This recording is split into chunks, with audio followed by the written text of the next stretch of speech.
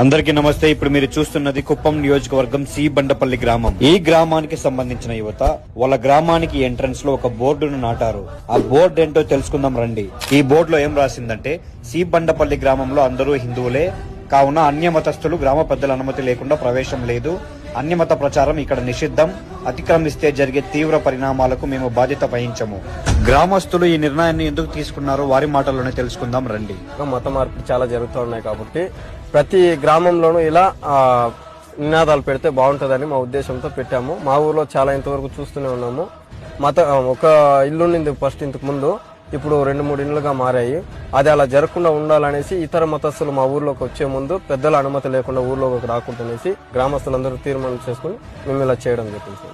మీ ఊర్లో ఇలాంటి సిచ్యువేషన్స్ ఏమైనా జరిగిందా? అట్లా కన్వర్షన్ ఏమైనా జరుగుతా ఉందా? ఇప్పుడు ఉన్న వాళ్ళు ఏం చేస్తారంటే 1-2 ఇండ్లు ఉన్నాయి కదా, వాళ్ళు ఏం చేస్తున్నారంటే గ్రామంలో ఎవరైనా తాగుబోతులు అలాంటి వాళ్ళు ఉంటే, మీ దేవుడు ఏం చేస్తాడు, మట్టి బొమ్మలు ఎంత ఏం చేసేకెళ్ళదు, మా దేవుడిని నమ్ముకుంటే మీరు తొందరగా మీ ఆయన ముందు మర్చిపోతాడు, మీకు ఇంకా మంచి మంచి డబ్బులు అంతా సంపాదించుకోవచ్చు, మీరు మా మతంలోకి వచ్చేయండి, ఆ ప్రభువుని పూజించండి, మీకు మంచి జరుగుతుంది.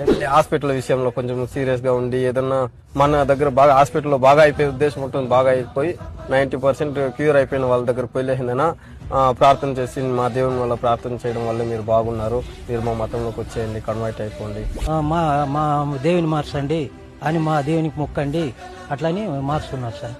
వేరే మతాల మీద వాళ్ళ మీద కోపాలతో వాళ్ళ మీద కక్షలతో ఏమన్నా ఈ బోర్డు పెట్టడం జరిగిందా? అలాంటిది ఏం లేదు స్వామి. మన మతాన్ని మన గౌరవాన్ని మనం కాపాడుకోవాలని, మా హిందూ ధర్మాన్ని ప్రతి ఊర్లో ఇట్లా కాపాడుకొని ఒక ఐకత్యంగా ఉండాలని మేము మా మతాన్ని ఇట్లా కాపాడుకుని జయప్రదం చేసుకోపోతాం. మతం మారితే కన్నతల్లిని మార్చినట్లే. అందుకే ఈ నేటి తరం యూత్కి ఏం తెలియజేస్తున్నదంటే, మన సనాతన ధర్మాన్ని కాపాడుకుంటూ ప్రతి పంచాయతీలోనూ ఇలాగ పెట్టుకుంటూ యూత్ తన సనాతన ధర్మాన్ని కాపాడుకుంటూ పోవాలని మేము మా గ్రామంలో స్టార్ట్ చేసినాము. ఇది అన్ని గ్రామాలకి వెళ్ళాలని ప్రయత్నిస్తున్నాం.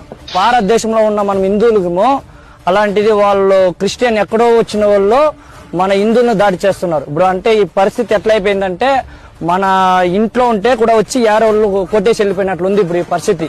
ఛత్రపతి శివాజీ కొడుకైన సంభాజీ గారిని 40 రోజులు చిత్రహింస పెట్టి కళ్ళు పీకి అంగాలు కోసి చిత్రహింస పెట్టిన మతం మారకుండా సనాతన ధర్మం కోసం పాటుపడి చనిపోయారు.